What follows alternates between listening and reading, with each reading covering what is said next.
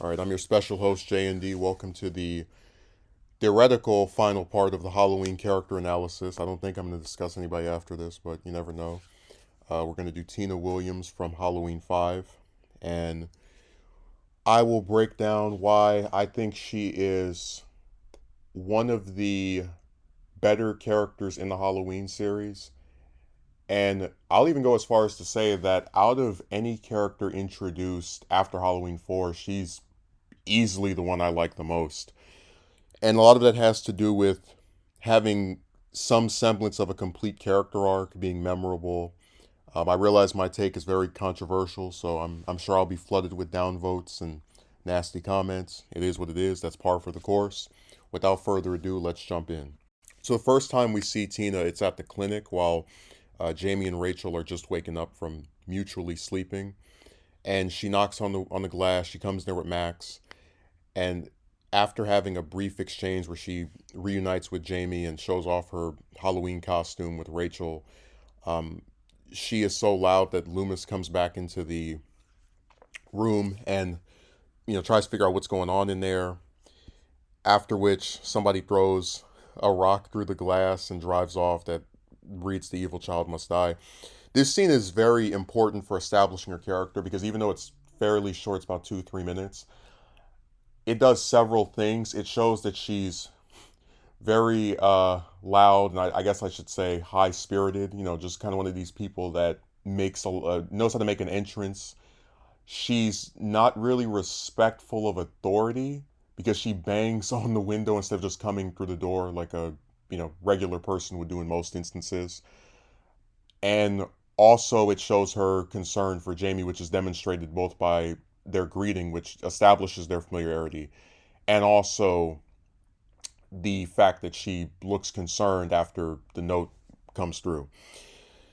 We get a following scene where it's Rachel and Loomis talking briefly about Rachel's guilt towards leaving Jamie at the clinic, and you can see Tina in the background playing with Max. Then, when she and Rachel are walking back to the house, she's trying to convince her to just enjoy herself.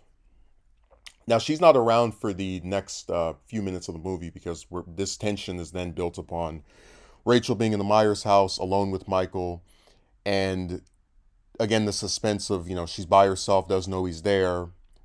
Jamie is trying to warn her, but doesn't speak, so it's harder to do it.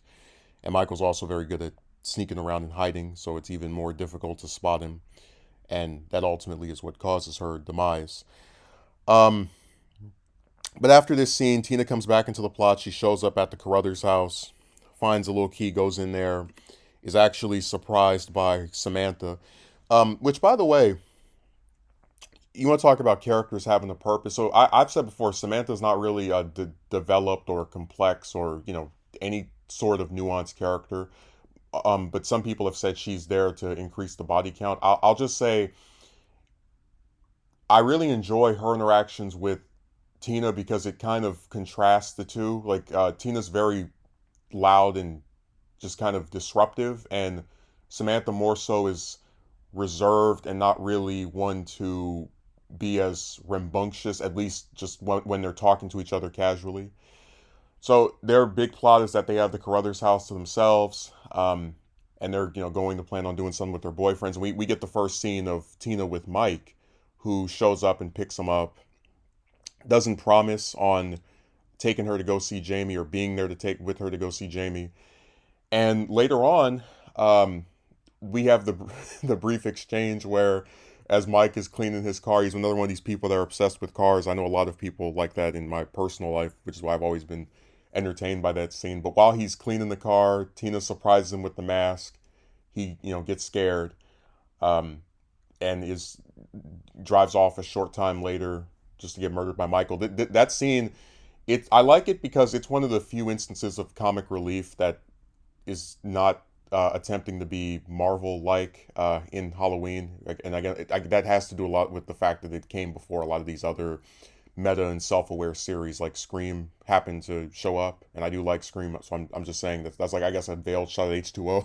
But I like that scene not only for it being comical from just I really didn't expect her to pop out with the mask, but also it's fairly important for establishing the next couple of moments of the film where, because Michael is watching her interactions with Mike and the fact that she gives him the mask, he knows that she would expect, or otherwise, if she sees someone driving in Mike's car with the mask that she gave Mike to, she would be reasonably expecting for that person to be Mike.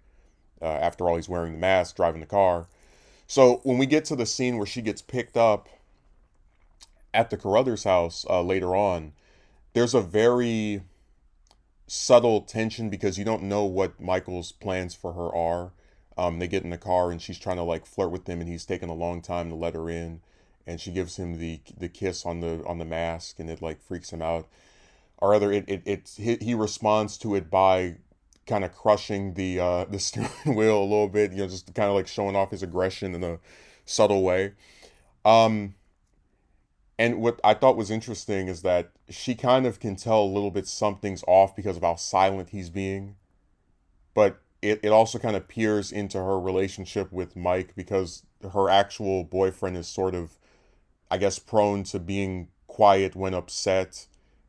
She still can't entirely tell if there's something off with him. And one of the most interesting parts of this scene is when we get, as they're driving and she's trying to like ask him why he's acting like this, if he's upset that she wants to see Jamie, and then telling him to pull over the car so she can go and get some cigarettes from the from the gas station, and calling him a psycho boyfriend. And really, I like these scenes because they further make her serve as a contrasting character to Rachel, because as I said in my Rachel character analysis, one of the interesting facets of her character was having a semi nuanced relationship with Brady, where like I don't understand as an audience member what she sees in him, because we're not really given much context of their relationship prior to him cheating, but we still can ascertain that they have feelings for each other that have not completely diminished from his treachery, as shown by her begging for him to come with her and Jamie while he's trying to tell them to leave the house during the Meeker house massacre. And with Tina, it's really inverted, where she's with this boyfriend that you can almost kind of reasonably imply she's only with because she thinks he's cool or attractive or whatever. Um, and there's not really much of a actual concern for each other. It's kind of like a love-hate relationship where, you might like the person in some physical way, but spending time with them and their actual personality is more so irritating. And like I said, this isn't about it being some deeply written, complex romance, but more so, I like that it contrasts very well with what we saw from Rachel in the previous film. Um, so after she gets taken to the gas station, that's when the police finally find her, and she like freaks out because I guess at first she's thinking that the cops are coming to arrest her, which again implies that she is someone who has trouble with law, and further contrast her with Rachel, who never was shown to have any issues with law enforcement. I mean, even when Meeker pulled up to her and Jamie after they were separated before, she just kind of stood there and was like, whatever, it's just completely unsuspecting of anything bad coming out of seeing the cop car pull up. But with Tina's reaction, it's the total opposite. And one of the things that comes out of her mouth is, is something wrong with Jamie, which further demonstrates her concern for her. The two are reunited at the clinic, and they have this hug, and then Jamie finally says something at last about halfway through the movie. Um, and we get to one of the most controversial aspects of her character or her role in the story. She declines staying with Jamie, wanting to instead go to the Tower Farm party, and promises to come back and stay with her that night. And even when Loomis tries to beg for her to stay, she's telling her that he's filling Jamie's head with all of that boogeyman crap, and that Jamie's only 9 years old. And we'll get more into this later, but a lot of people, when they do reviews of this film, they try to say, "Oh, they should have had Rachel have Tina's role and Tina have Rachel's role." And I said, "Well, it's a lot harder for me to believe, as someone who has seen 4 multiple times, favorite movie in the whole series. I've been very adamant about that. it's very difficult for me to believe in Rachel being fine with leaving a very tearful, sad Jamie at the clinic or really anywhere so she can instead go and play around with her friends at the party. And a lot of that has to do with when you watch 4 and you see the scene where, for example, Rachel very quickly apologizes to Jamie after kind of like mouthing off about her to her parents. You can kind of get this idea that she may get irritated or annoyed with being kind of like this third parent, but she still very much cares for her feelings. And I think if they had, for example, and we'll get more into this later, but if they had, for example, switched Rachel and Tina's roles, and Rachel was doing the things Tina does, then I think people would be even nastier toward 5 and say that Rachel was out of character in much of the same way that they say that Loomis was out of character. But just to kind of say this one thing before we go to the Tower Farm party, it's a very brief moment, but when she goes outside and Loomis is trying to convince the two officers to trail her, she pulls off to the side, looks kind of sad, and I really think the point of this scene, as directed by Gerard, and I'm not going to say the Halloween 5 director's name that much because I still think I pronounce it kind of janky, but the purpose of that brief moment, and it is short, but I think it's to demonstrate that it's not easy for her to just walk away from a grieving child that she has built a friendship or relationship with, especially at a time where she really doesn't have that many people that she's close to. And it's one of those things where there is conflict there, but as a teenager who just wants to hang out with her friends, she is prioritizing that over, even though she is like saying to herself, hey, you know what? I don't really see the big deal with going out because I'm going to come back and spend the whole damn night with her anyway. So if I'm only going to be with my friends for an hour, 2 hours, but then be with Jamie all night long, what's the big deal? That's probably the way she interprets it based off of just how I read into the scenes. But yeah, at the Tower Farm party, she dances. She's asked by Samantha where Mike is, and she basically says, "I don't care." And that's also interesting because, as we've established, Mike is the second person killed by Michael after he comes to Haddonfield after Rachel, and we really don't ever see what her response to that, because she never finds out he was killed throughout the film along with Rachel. And we'll get into that later. But I find that line of dialogue interesting because it's more of the same contrasting where, again, Rachel and Brady had a very concerned relation. Even if they mellowed out or weren't into each other by the end of it, they still cared about each other. She kind of just was like, whatever. And you can interpret it to say that she's like, from her perspective, she still thinks it was Mike or her boyfriend that picked her up when it was actually Myers. And she probably is like, okay, well, he wants to drive off when I go to the gas station and get hauled off by the police, so the hell with him. That's the interpretation I have. So we have the scenes where they're in the inside the barn playing with the cats, having a good old time messing around with them.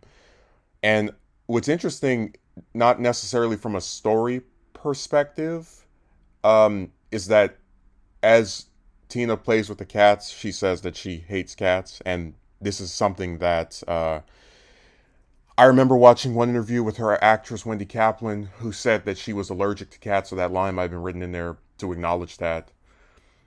I always did wonder how people were allergic to animals, but we can get into that in some other time. So she leaves Samantha and Spitz to just kind of be on their own, and also I realized I skipped over the scene where they play the prank on the police officers, where they pretend that Spitz is Michael, and Tina and Samantha both pretend that they're scared of him to make the cops afraid, or to just prank the police. And some people have been upset with that scene. They've said that it is very kind of nasty for her, as someone who knows how traumatized Jamie was by what happened, to make a joke like that. But I guess I'll say simply this, that I think that is a fair or legitimate grievance to have with her character. But my retort is that, as far as we can tell, she did not know Jamie at the time of 4. As far as we can tell, after 4, Jamie has no interactions with Michael. He's sitting up with that hermit for the whole year in between movies. And I said this during my Jamie analysis with my brother last year, that Tina's whole perspective on Michael is different from Loomis, Rachel, or Jamie, in that he's someone that she has no firsthand experiences with. She is what TV tropes calls a naive newcomer. She's someone who, has heard this stuff. People say, "Oh my God, he killed this many people." But as far as she can tell, he was blown up right in that shaft at the end of 4, and is a memory now. Even if we as the audience know that that's not true, but I'm just saying from her perspective, as someone who's never met him, never been terrorized by him, only knows people who just recount stuff. It's very easy to see where she doesn't take it as seriously as someone who lived through it. Going back to the barn scene, she's kind of like given the instance by both Spitz and Samantha that she's kind of being a third wheel. So she leaves them and goes back inside the Tower Farm party and has an exchange with a guy who she says just wants to see her naked.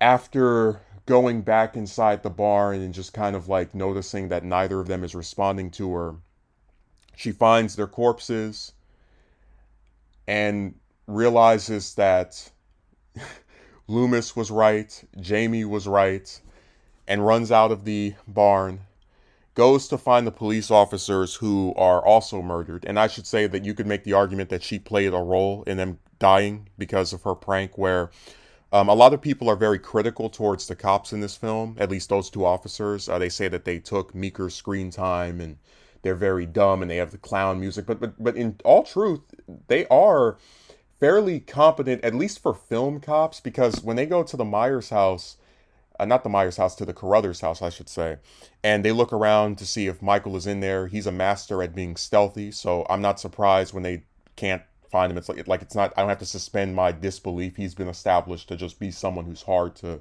detect, even when you're around him. Also, when they run up, when they're told by Loomis, "Hey, you better go and make sure that Tina is, you know, arrested or stopped from leaving the clinic," they point out, "Hey, she hasn't done anything wrong. We can't detain her just because you think Michael might be after her." And when we get to the scene where they're pranked by Tina and Spitz and Samantha, although to a lesser extent Samantha, they rightfully show concern, pull out their weapons, which they know are among the few things that can actually do anything to Michael. And, Spitz has a similar build to Michael, kind of somewhat tall, slender guy. So they're not wrong for at least being concerned when they see a screaming, panicking girl being chased by the person dressed as the resident town murderer, that it might be him on his holiday. So I'm just saying the cops in this are nowhere near as bad as people say that they are. They're very competent. And sure enough, when she finds them murdered, then she looks in the car and presumably still thinks it's Mike, her boyfriend, and only after Jamie and Billy show up does she start to realize this is Myers. And at first he's chasing her with the car, which I think is very suspenseful, because I can't really think of a sequence in a horror movie, and I'm not saying I'm some horror expert and I've seen every one of them, but I think it is rare to see sequences where the victim is on foot and the murderer is in the car and just driving and chasing them. Michael switches from targeting her to then targeting Billy, and she shows concern for him when he almost gets run over. And then finally, he chases after Jamie until crashing the car. Jamie's fairly injured from her running, which allows the very slow Michael to kind of come up on her and get ready to stab her until Tina jumps in the way and sacrifices herself for Jamie. After this, Tina, in a weak voice, calls for Jamie to run, and Jamie and Billy are picked up by Loomis. The police officers that are also there are then seen picking up Tina on a stretcher, and so ends her involvement in the story. Now, the reason I find her to be very interesting has a lot to do with, again, her unique role in the film, her unique role in the franchise. Well, I guess we could talk about the film more so. So moments like, bump, bump, bump, the earlier sequence where she first shows up, things like that. And then, I'm never sensible when I can help it. She establishes a sort of comic relief, jokester type personality. And the atmosphere for 5, and I guess you could also say this maybe for each film before this and to an extent after this is that you have a set of serious main protagonists who are concerned about Michael or some evil that they're not entirely aware of, that are just taking the story very seriously. You look at the first Halloween, where you've got, Laurie sort of being very worried about being watched by somebody and Loomis warning about Michael. But in terms of comic relief, you have Annie and Linda making jokes and just kind of, at Laurie's expense, messing with her a little bit. More so Annie than Linda, but still. In Halloween 5, Loomis is very serious. People criticize him for screaming at Jamie, even though I freely admit if I had spent 20 years of my life trying to stop a supernatural killer that I'd known since they were a child, and the only person who knows where they are won't tell me, I would be very upset as well and probably screaming, regardless of what their age is. I'm just going to freely admit that. You can call me a bad parent or some other term. I'm just saying that I completely understand his frustration. But you have Loomis, who's very serious, Jamie, who's very serious, and then Tina, who I really think livens the mood of the film. Like she's a very excellent foil for the two of them, where Jamie is kind of a shut-in who just sits at the clinic all day long. Which, that's not a criticism of her character because it's a kid who's traumatized. They're going to spend time at the place that people think can fix or help them in some way, or fix their issues or resolve their issues. And Loomis, as her doctor, by virtue of the story focusing on her, has to spend several scenes with her and really only leaves to do things that are still related directly to finding Michael. This is why you have the scene of him talking to Meeker about, Jamie's reactions after Rachel's passing, although they're not aware it's Rachel's passing that causes this. But most of his screen time outside of the clinic is stuff having to do with Michael. So Tina functions really well as this person who, she's still connected to the main story because she cares about Jamie. They're friends. They're, very much close to each other. But she also allows the story to deviate into some more kind of juvenile slash uplifting or not as dark toned moments with Samantha and Spitz, and to a lesser extent Mike, who is written out of the story fairly early. And I'm just saying that I think if the movie just had Loomis, Rachel, and Jamie, and Rachel was the same way that she was in Halloween 4, where she, is taking everything seriously, I think 5 would be criticized more so for being a retread of like, people already say the fourth film is a remake of the first film, which I don't agree with.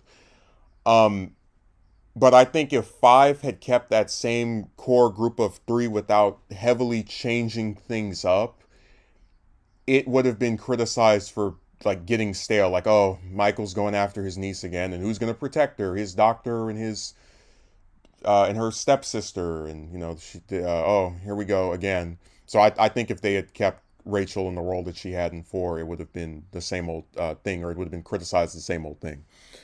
Now, a lot of people draw issue with Tina for taking Rachel's role as the kind of like older teenager-esque age. I get like, sort of like late teens person that is close to Jamie.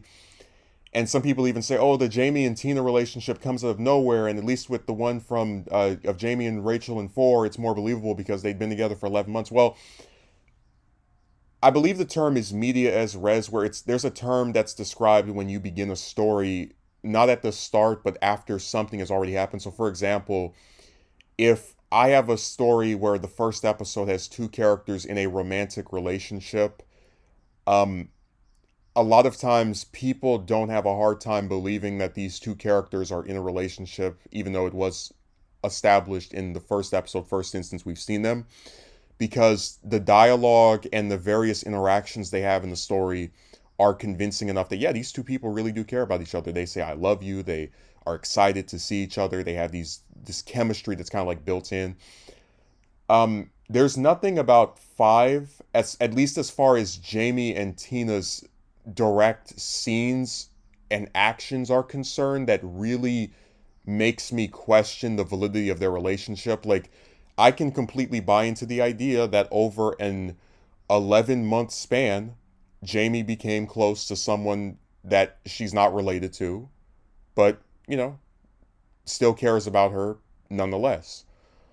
Although I will say, and I've said this a few times now, I really wish Halloween had more supplementary material. So Five, for example, was the first film, at least out of the ones with Michael. I'm not entirely sure about Halloween three's novelization, but it was the first Halloween film that didn't have a novelization, which sometimes, especially when you're talking about some of the later sequels and other movies as well, can be very explaining of things that the film didn't have time for. And I do think if you either had a novelization or maybe some kind of tie-in comic, which we had with the H2O timeline later on with the Chaos comics, I think those would have made it more believable. I think her being close to Jamie isn't hard to believe from the film itself, but I can still understand where someone says, hey, you know, she's really close to Rachel, and now one movie later, you're replacing Rachel with this other person that you want me to believe she's just as close to. I can understand where people might have issues with that, although I will say again that it's been 11 months. I don't have a hard time believing she's close to somebody else as well. And just to kind of further bury this idea that if you just took out Tina and replaced her with Rachel, you know, things would work the same. It's harder for me to believe, and you know, maybe they could have rewritten it to where Rachel has some new love interest, but it's harder for me to believe that she would say to her stepsister, who she's first depicted in the movie as being by the bedside of and crying for, and say, hey, you know, I know you're happy when I'm there, you like seeing me, but I'm gonna go on this vacation, you know, or instead of doing that, which is what, you know, I wish they would have done, just had her go on vacation and maybe she calls her and rushes back to the to be like more involved in the finale.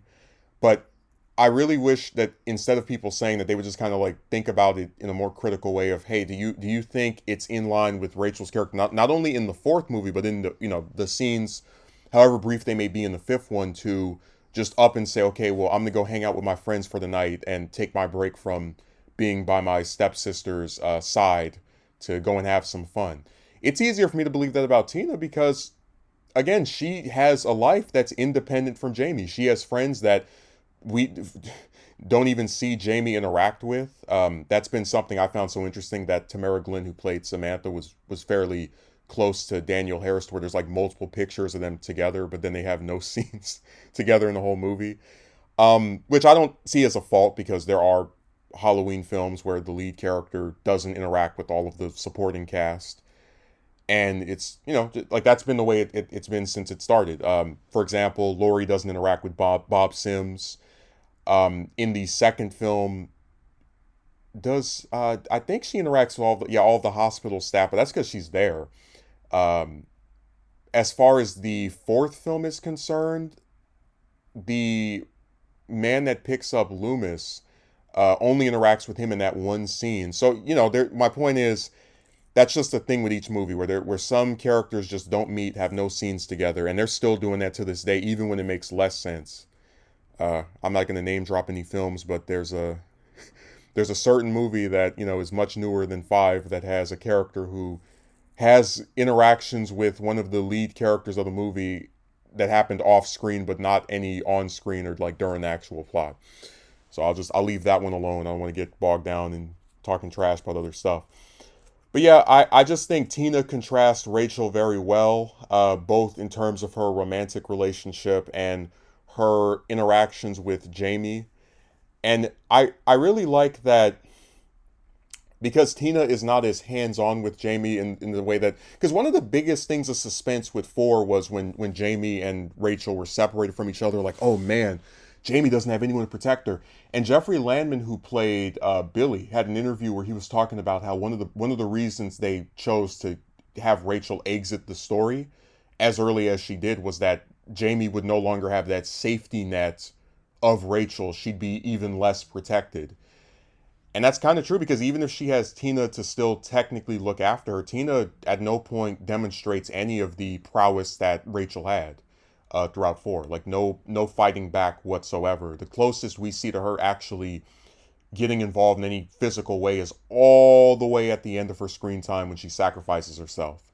So she, as a character, still functions in terms of, hey, here's this person that Jamie has a close relationship with, but she being there instead of Rachel does add to the suspense of, like, hey, Jamie has no one to protect her now. She, like, yeah, these cops and Loomis, but as far as like a person that she's close with that can kind of like hold her hand through it, really nothing.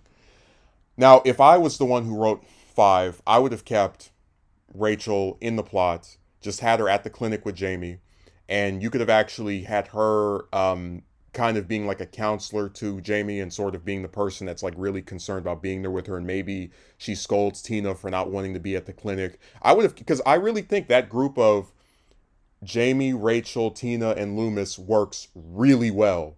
Like if you have Rachel with Jamie at the clinic while Loomis is like looking for stuff on how to get Michael, and then Tina is like the person that Michael's actually going after to try to get close to Jamie. I think that would have been, that would have taken five from being my second favorite, and it might have catapulted it to being my favorite out of any of them. Like if you kept Rachel and had her in the movie as much as she was for four, I think that would have been terrific, because you could have still had the suspense of, here's this person they're friends with who's like being used by Michael to kind of like get to them. Um, who's not as aware as they are, so it's even more suspenseful because, hey, is she going to get taken out? And I do think, like, yeah, I've heard audiences cheered when Tina died, but honestly, much of her redeeming qualities for me come from her interactions with Jamie.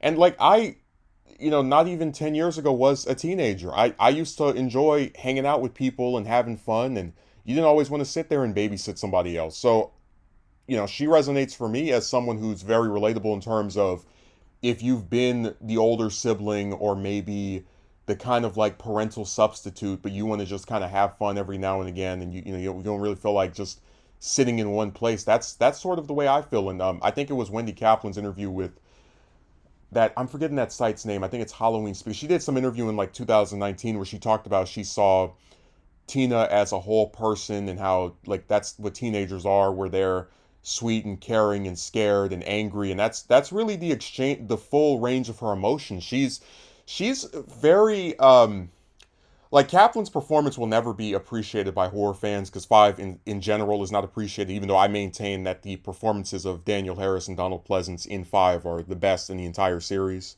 including the first movie. I know that's sacrilege, but that's how I feel. But Tina's lines and character, and really Kaplan's delivery, shows a full range of emotions. She's angry at her boyfriend when he won't speak to her, even though she doesn't know it's Michael. She's happy when she's around Jamie.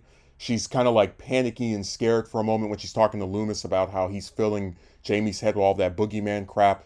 It like she comes the closest, in my opinion, of any character introduced in a sequel after four to having a full range of emotions.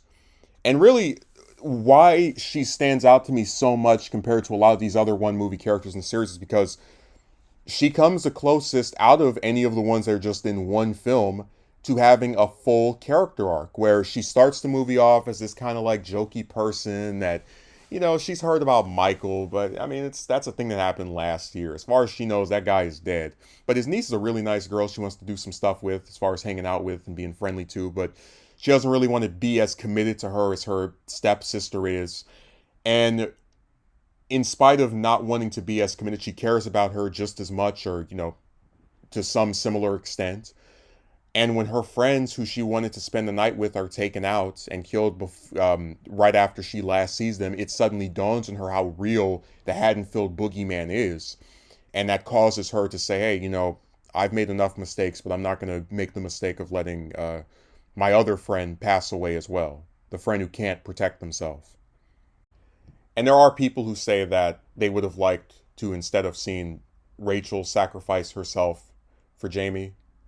And I understand that. Although again, I'm kind of, the mindset I have is that I'm really tired of sudden sequel death syndrome, where you have some character that lives through one movie just to die in another. And that's something that the slasher genre is really plagued with the only series that doesn't play into that probably like really only being Child's Play. So I don't really see having, what is that, four protagonists if we're talking about Loomis, Jamie, Tina, and Rachel survive. Like, I think if they had kept Rachel in there and had her die sacrificing herself for Jamie, a lot of people would, and let's say we still get the Halloween 6 that we get anyway, right? 6 years later and Jamie dies at the start of it. A lot of people would have said, hey, her sacrifice was for nothing. You kill her off, but then, you let Tina survive. Just they would still have a problem with it anyway. I think allowing Tina to do that gave her redemption from some people that didn't like, and there, of course, there are still people who don't like the character, but also it further demonstrates my point of how she's very close to Jamie, and really did see just going out on Halloween night to hang out with her friends as, just a little deviation from the usual stuff that happens at the clinic, and was going to come back and be committed to her. So her sacrificing herself really is the ultimate demonstration of her commitment to Jamie. Like, she values her life above her own. And honestly, rewatching the movie and knowing that that's coming makes me think the scenes between them are even more tragic, because when Tina promises to Jamie, I'll come back and I'll spend the whole night with you. I'll sleep right here. It's really sad in terms of, like, this, it's a promise that cannot be kept. And the reason it's not, like, I still think it's ambiguous if Michael was going to kill her or not. That, like, the reason I say that is because he's alone with her for a prolonged period of time where they're just driving in that car. He could easily pull out a knife or stop the car and stab or whatever, but he doesn't. And I think that was more so. I'm not going to tell you that it's because he likes her, even though I have seen a couple of people that ship them together, which grosses me out because, as far as we know, Tina's not even 18, or like barely legal, and then Michael's like 30 something. But anyways, but regardless of that, um, her involvement in the story, as far as Michael's concerned, is really depressing when you consider that you're being stalked by this person you don't even believe is out there, and you mistake him for your boyfriend who has the same damn name, only character in the whole series to have the same first name as Michael, at least as far as any of the movies are concerned. And the child that he's trying to kill, he's using you to get to. And before he gets to her, he takes out your other friends who are just as not believing in the myth of the Haddonfield boogeyman. Except even more so because at least, you have the interaction of, his niece that survived. Your friends don't know her at all. Again, at least as far as we know, because 5 has no scenes of them together. And ultimately, you don't die because the killer targeted you and you were the last one he's going to take out. No, you die because he finally got what he wanted, which was luring out his niece, and used you to do that. And that's why I said that I'm such a hater of Halloween 6, or I guess Curse, because I do feel like Jamie's death in 6, like whether you're talking about the theatrical cut, producer's cut, the original vision by Daniel Ferrens to have her sacrifice herself towards the end in this heroic thing, all of it just feels like it's stalling for time. Like basically, her dying in 6 is a way of Curse spitting in the face of 4 and 5 and saying, oh, that character that you were so concerned about seeing live through these and survive, and as bad as her life may get, she's still able to keep pulling herself back up, and any semblance of having a happy ending, got you. That's what one of the reasons why I don't like Curse, because I do feel her death makes it to where everything that is done to protect her in 4 and 5 was for nothing, because she doesn't even live to be an adult or any type of decent age. But anyways, the only real critique I have of Tina's arc is that I wish during that final sequence at the Myers house there were more allusions made towards her. Like, Jamie doesn't mention her. She has the scene where she finds Rachel's corpse, but she still doesn't actually, and again, maybe it's because they want to do this in their original plan for Halloween 6, which we'll talk about that later. But I just wish that they had spent more time, like, kind of having Jamie just sort of go, I lost 2 people I cared about back to back, that kind of thing.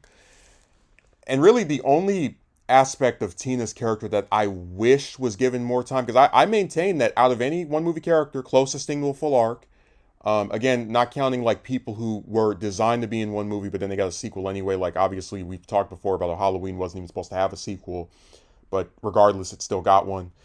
Um, I really think there was a missed opportunity of not having her there for the Myers house sequence because again, she never finds out that Rachel was killed. She never finds out her boyfriend died. So I wish that they had some whose corpse is also in the attic. So I wish she had at least been allowed to if you're gonna kill her off, which we're gonna get into more stuff with death and the rest of that. If you're gonna kill her off, at least have her see the major people in her life that were taken before her, kind of like a heel realization, like right before you die, you realize something, or dying revelation, or just something like that.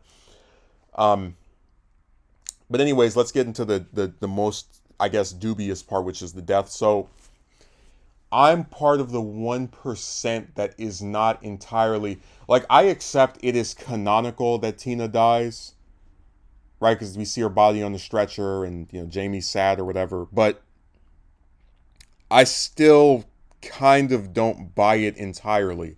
So there's a term on TV tropes called "he's just hiding," and when you have a character, and I always go back to this movie, and I'm not even saying this to bash the movie because it's not the movie's fault, it's the sequel's fault. But in Halloween 2018, you have Hawkins get ran over by Sartain, and then before that getting stabbed. And I was fairly convinced, along with a lot of people, that he was deceased, that he had been killed off, that they wanted to like up the stakes by murdering the police officer that arrested Michael, or they say arrest him because at the time we didn't have any flashbacks or anything. And this was meant to like surprise, like, wow, you thought this guy was going to be important. We subvert your expectations. And then when they did the sequel, Kills, they revealed that he survived, which I like the character, I like the actor. But yeah, that was a hard pill to swallow. But I guess what I'm saying is because Tina was stabbed once and then just kind of like discarded by Michael, like, and not even like he just slams her to the ground. He just like kind of just puts her down and keeps hunting. Because she was stabbed one time, I tend to believe that she didn't die. Again, the movie doesn't confirm this. This is all headcanon, my theory, whatever. I fully acknowledge that. But because we don't see her really take an injury that I think would be just automatically fatal, I lean towards she didn't. Like, you'd have a much easier time convincing me that Rachel died because even though she was stabbed once, we see her body in the attic with her eyes open. But I still, if you're gonna tell, if you're gonna convince me that someone survived that movie besides Billy, who I think it's fairly obvious did not die, um, I'm fairly convinced that she was just stabbed and heavily injured, and it looked like she was dying or close to death, and Jamie was motivated to get revenge on Michael, with the whole, can you kill him? I think that was more so her just being upset that he had tried to take, like, she could have believed Tina was dead or otherwise just been very upset that, like, hey, I went out and tried to save her and that happened. So my theory is that she lived. And my theory actually has some legs because apparently while they were working on Halloween 5, they were trying to get Wendy Kaplan to sign some kind of contractual agreement to come over for the sixth film, and her agents were would I swear I'm getting Friday the 13th Part 3 vibes. They were like, hey, it's a horror movie and that's good to do one of these, but you don't want to get typecast by this. And I'm just kind of laughing because it's really funny when they tell someone, oh yeah, you're in this big $1 million franchise and they want you back for another one. Don't do it. But I'm pretty convinced that she lived. I think that because the production, there's a book called Taking Shape, which is about like these canceled Halloween sequels, and the original plot for Halloween 6, I'm still not entirely sure what it is, but basically, if 5 had been more financially successful, 5 is the least highest grossing movie in the series, which puts it in good company because Nightmare on Elm Street 7, which I love, is the lowest grossing Nightmare on Elm Street film, and nobody would say that's the worst one or one of the worst at all. So, we've already established money does not determine the quality of a film. But anyways, um, they had apparently wanted to do Halloween 6 the year after 5, so in 1990 instead of the eventual 95. And at the time that they were in the early stages of planning it, they wanted to bring back Harris and Don Shanks to reprise their roles as Jamie and Michael. And they were possibly considering bringing back Donald Pleasance and Wendy Kaplan, which I thought was so fascinating because Pleasance's role in 5, at least the last moments he's on screen, are written to confirm or to otherwise imply that he is now deceased. He had a heart attack, and he basically died on top of Michael, which is why you don't see him at the uh, police station towards the end, because as far as they knew, he wasn't going to come back for 6, so they were just like writing him out. And of course, he ended up being the only one of those 4 actors that did return, which is just like ironic. Like the one who seems the most adamant about, I'm not coming back, I'm done. I've done 4 of these, that's enough. It's like, no, I'm gonna come back. That's it. And really, I wish that horror series took their protagonists more seriously. Like if I were someone like Mustafa Akkad, or another like person that was in charge of Halloween, I would have had, back when they were, when because 4 was like, he admitted, was very successful in his eyes, even though it didn't make that much more than Halloween 3, it still did well according to him. I would have done like these Marvel actors are contracted, where they have like these 3-4 picture deals where it's like, you want to do Halloween indefinitely, so at least have this person sign up so that if you want to keep them on, and maybe you don't know what the trajectory of anyone's career is going to be, but at least sign it up to where if you want to keep them on, you have them under contract where they have to show up again. And it's not like a thing of, oh well, maybe I'll do this movie, but next one I might not do. I think that would have made the series way more stable if something like that was done. But really, the only major things I think are missing from Tina's character that I think a 6th movie that was set the year after 5 could have done was having her grieve over the death of her boyfriend and friends. Even though I'm going to sound even more outlandish, I'm not entirely convinced Samantha died either, because we don't, like, yeah, we see her body on top of her boyfriend's after Michael like picks it up or whatever. But we're still not really given a definitive up close shot of her death. Like I can buy that someone got stabbed with a pitchfork in the chest and lived. We only see blood splatter on the ground, and then we still don't get that like up close shot. I would just say that she survived as well, and just be like, hey, they both lost their boyfriends. They only have each other. They lost Rachel as well. Um, but that's just my theory. I don't really think Tina died. I'll go along with it for the sake of not trying to impose my own like fanon or head canon on the official events in the films. But I just don't think that she actually passed away. I think it was left purposefully ambiguous in case she wanted to come back for Halloween 6. And it wasn't really a thing that they planned definitively to have happen. But after she didn't come back, people are just like, okay, well, I guess she didn't return. Even though I can completely buy that she lives in Haddonfield still and just doesn't want to be bothered with the Michael stuff anymore. Like, she didn't hear Jamie over the radio, because not everybody listens to Barry Sims. And just never, I mean, why would Tommy or Loomis contact her? They probably don't even know how close she was to Jamie. So it makes a lot of sense to me that she wouldn't be in 6. Although I will admit, if you were to try and rewrite 6 with her in it, it would be interesting, because she has this one line of dialogue about how Haddonfield should ban Halloween, which they do before the events of 6. So it would have been like cool to see the character who said that in 5 be around for it in the next movie. But like I said, I think you'd have to just rewrite all of 6 to even be able to do her character any justice, because you're juggling, Kara and Tommy and Danny and Loomis and all these other people that are there. It would just be very difficult to stick her in there and actually give her something to do that would be meaningful. And like I said, I really would have preferred if we just got 6 the year after 5. I think if that had happened, and maybe people don't like 6 either, because I don't think the version of 6 that Gerard or anyone else that could have come up with the year after 5 probably would not have the, if it did have some kind of other villain that wasn't Michael, it would just be the Man in Black. As I've explained before, the Man in Black is a very minor element of five that could be easily explained as something or someone who's friendly towards Michael, that's kind of like ambiguous in their affiliation with him. And it's not really a plot beat that's that important. It's just something that's there to set up another movie that you can cut all his scenes out and you still have most of the damn film other than the ending. Like, that's the only part where he matters, and we already knew Michael was going to burst out anyway, so it's not that big of a deal. But my ideal idea of a sequel to five that's a year after six is, like, again, a final confrontation between Jamie, Loomis, Tina, and Michael, uh, where it's like now Tina knows that Michael is a serious threat. He's taken these people away from her, killed her boyfriend, etc.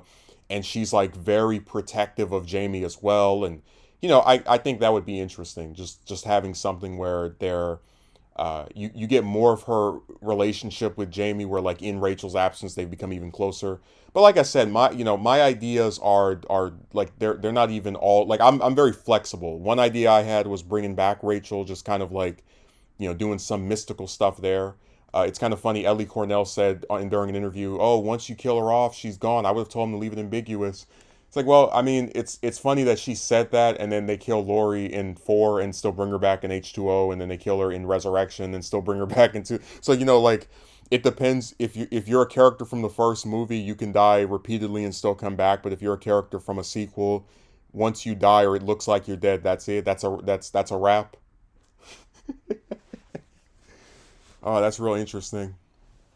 But yeah, I would have gone with keeping her alive and just furthering her arc as far as just the person who kind of like joked around a lot now knows that the people that matter to her have been taken from her, and just sort of what her response would be to their absence, and just how she reacts to him coming back again. How prepared she is at this point. Now, just to kind of wrap things up a little bit here,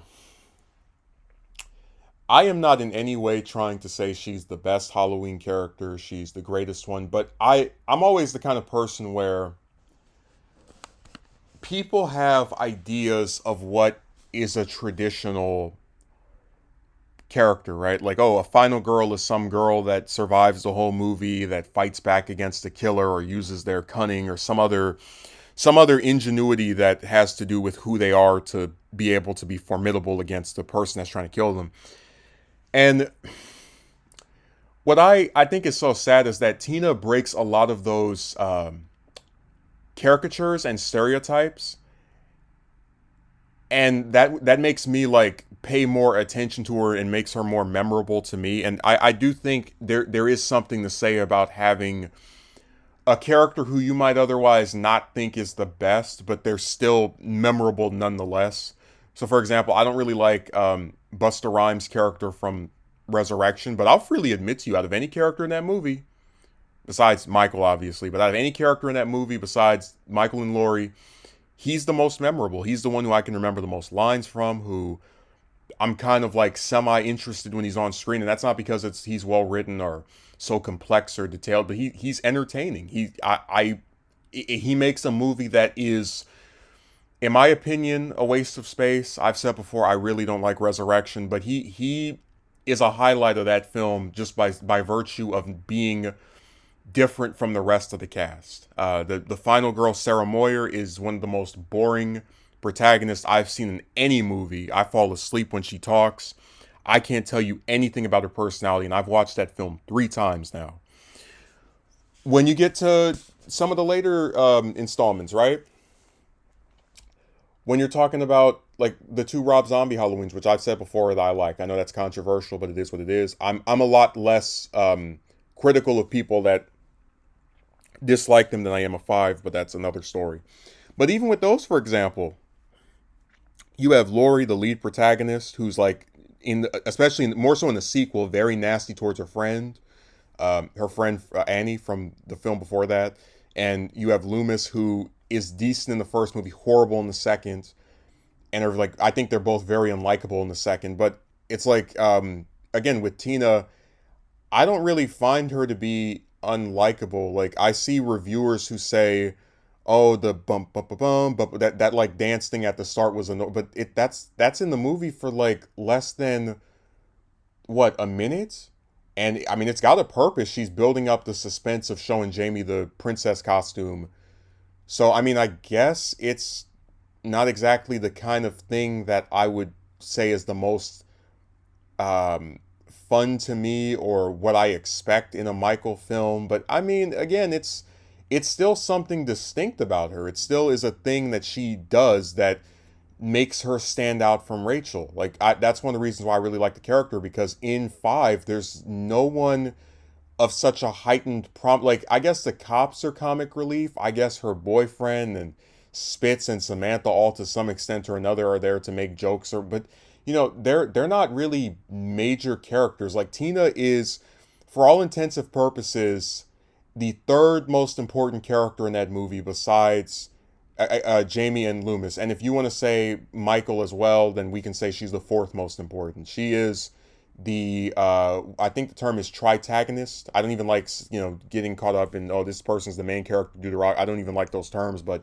she's the third most prominent of the protagonists. Gets more screen time than Rachel Meeker, the two returning characters from four. She gets more screen time than any of the new characters introduced. That's a fact. So for someone with such a heightened level of prominence, you kind of have to make her distinct in some way. And like I said, I totally understand some of the complaints towards five when it comes to killing off Rachel early. Again, I'm such a Ellie Cornell devout follower that if I had my way, she would have survived the whole movie. She would have been with Jamie at the clinic. Tina would have been the one out being chased by Michael, and then the Meeker house, the fight at the Myers house would be this like epic four-way showdown where you've got Michael like taking police out one by one to get to Jamie, and then you've got Tina and Rachel and Loomis all involved in some capacity or another. Although I probably would have Tina at the clinic with Billy to like see if he's okay, because you build up her relationship with him as well. It's not as big of a deal as the one with Jamie, but still, I just to kind of like deviate a little, because you have the Man in Black going to the clinic and apparently shooting up the place. So I would probably have her there just as someone to kind of like give us an update that Billy was all right, and then maybe somewhere towards the end you could have her get involved with like shooting Michael with the tranquilizers. But my point is that if I got my way, Rachel would have had a bigger role in five. Like, and so you don't have to hate Rachel to like Tina, is what I'm getting at. You can like both. Even though people will say that Tina replaces Rachel, which I still don't entirely agree with. I think that the plot of five required a character who was very close to Jamie, but at the same time not so close that she didn't want to have an independent life of her own. And Rachel's characterization in four prevented her from serving that role in five, unless you wanted to rewrite the character or have her act in a way that was not consistent with what she was in the past. Which again, you could say, oh, it's been a year, people change, but I don't think that could have worked.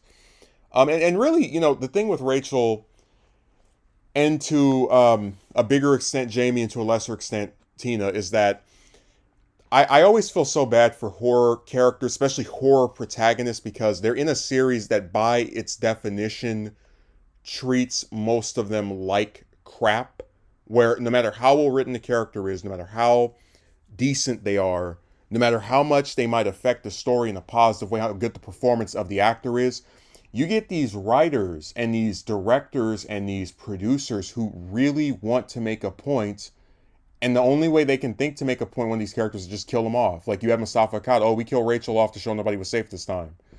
And thereby introduce sudden sequel death syndrome into Halloween, which pretty much every movie after five, starting with five rather, has engaged in to some extent. So in five, you have Rachel and seemingly Meeker, although that's dubious, pass away. In six, you have Jamie, and to a arguable extent, Loomis in the theatrical cut pass away. In H2O, you have the nurse get killed, and Laurie dies in Resurrection. Rob Zombie's Halloween 2 has Annie die after surviving the first one. All of these different sequels, other than 2018, have some character that comes back after surviving the previous movie just to get, oh, excuse me, except 2018 and ends. Those are the only ones. Um, Actually, no, because Michael, yeah. So even when I tried to throw them a bone, but the point I'm making is, I feel so bad for that like trio of Rachel, Jamie, and Tina, and to a lesser extent Samantha, because I really think that people don't realize what they have until it's gone, and I especially think they don't quite appreciate a character in a horror series because they're like infatuated with the villain. Um, that's why when Ends was coming out, people were like, "I hope Michael wins and kills." Like, I'm not excited for that at all because as much as Laurie is not my favorite protagonist or anything like that, we've already seen Laurie die twice, and technically three times if you count the alternate ending for Rob Zombie's Halloween 2. So to kill her off for the fourth or third time just feels redundant. Um, and really, we can go down the list of like different horror series where there's a protagonist character who I really like, but because they're doing sequels and they need to convince you that this isn't going to just be another round trip around the merry-go-round of this person surviving the murder spree. They're like, oh, we must kill this person off now. So my thing is, even if they had brought Tina back for six, who's to say they wouldn't have gone, all right, well, now it's, Rachel died in five, so she gets two movies too, and, gets to get killed off at the start. And then, now Jamie is close friends with some other girl. That's what I have a problem with. And that's why I said, I just, when you see how badly Jamie was treated after five, where you just, when it just rushed his character out of the series that they carried on their back for two straight movies, it's a thing where I just don't have confidence that they could have created a movie that was respectful towards any of the characters who were not Michael and to a lesser extent Loomis. That's my opinion. I just don't think they would have been able to write a story that was actually forwarding of each character, because there's a lot of stuff you could have explored with Rachel in five that was not gone over. There's a lot of stuff you could have explored with Jamie in six that wasn't gone over, right? Oh, I lost two people I cared about, or one person I cared about. So I just don't trust that they would have forwarded any of the characters in a meaningful way, which is very unfortunate because I don't like speaking disparagingly of Halloween. That's what the movie critics do, not me. But just based off their handling of characters in the films after five and to an arguable extent starting with five, I just don't have confidence. So I'm the kind of person who usually likes to see returning protagonists and how they develop over the course of several movies, but I don't think that people were interested in that, at least at that time, and to an extent, not now either. And that is unfortunate to me. Like I said, Halloween always was my favorite horror series because it had protagonists that carried over and it developed, like, again, like Loomis, Laurie, and Jamie. And it just seems like it doesn't want to respect or do that with any of the characters that are introduced in the sequels. Again, even including Jamie, as we've discussed with her treatment and Curse. So I just don't have any type of confidence in them. But yeah, I hope that this was enjoyable. I hope I explained why I really like Tina, why I think she's very unique, why she is one of my favorite Halloween characters. Like, honestly, the only ones I like more than her are probably just, um, again, Laurie, Jamie, Loomis, Rachel, and maybe Michael. That's about it. Like, she's definitely in my top 10. But yeah, I hope you enjoyed, and thanks for watching.